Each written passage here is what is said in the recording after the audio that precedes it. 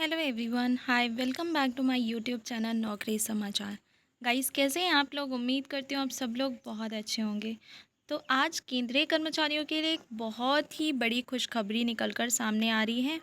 जो काफ़ी टाइम से गवर्नमेंट एम्प्लॉयज़ 18 महीने के डीए एरियर की मांग कर रहे थे, उस पर सरकार का जल्द ही एक बहुत बड़ा फैसला सामने आने वाला है। आपको पता है कि फरवरी में कैबिनेट मीटिंग की बैठक भी होने वाली है। इस पर डेफिनेटली 8th पे कमीशन के साथ साथ 18 महीने के डीए एरियर भी जल्द मिलने की संभावना देखी जा रही है। क्या न्यूज़ निकल कर सामने आ रही है, डिटेल पर बात करेंगे, बट आपसे रिक्वेस्ट है कि चैनल पे बने रहिएगा, वीडियो को एंड तक देखिएगा, तभी चीज़ें समझ आएंगी। महंगाई भत्ता अधिकांश केंद्रीय सरकारी कर्मचारियों और पेंशन भोगियों के वेतन पैकेज का एक महत्वपूर्ण घटक है और वे इसके निपटान के लिए पिछले 18 महीनों से इंतजार कर रहे हैं।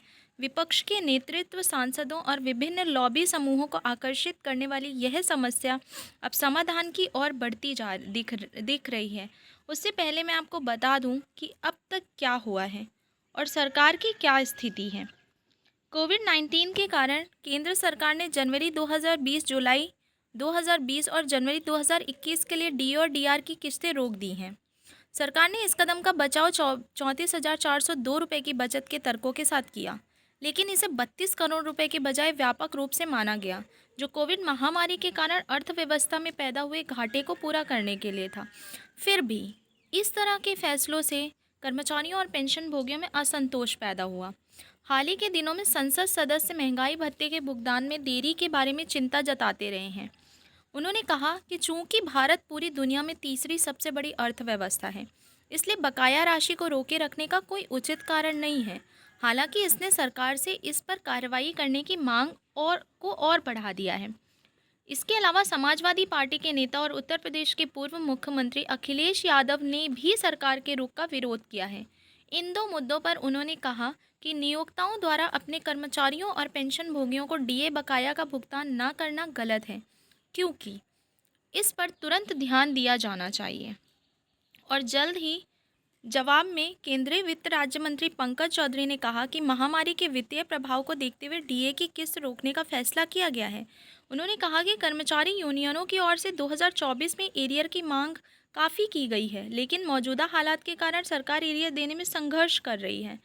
वर्तमान स्थिति और भविष्य के रुझान की बात करें तो महंगाई भत्ते के बकाये का मुद्दा संसद में गरमाया हुआ है और सरकार से इस मामले को सुलझाने की मांग तेज हो गई है।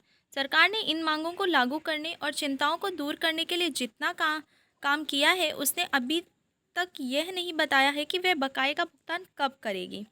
हमें इंतज़ार करना होगा और देखना होगा कि बातचीत जारी है या नहीं। क्या सरकार दबाव के आगे झुकेगी और कर्मचारियों तथा पेंशन भोगियों के लिए कोई अनुकूल निर्णय लेगी? सो ऑपोजिशन पार्टी ने पूरी तरीके से इस टॉपिक को उछाला है और सरकार पूरी तरीके से घिरी हुई है और बहुत ज़्यादा प्रेशराइज्ड हो चुकी है इस टाइम पे।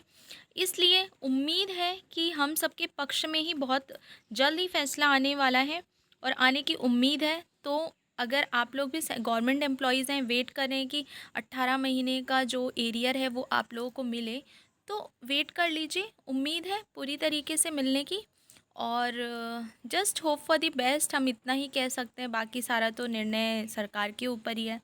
So that's all guys in this part of the video. Thank you so much and stay tune for my next video.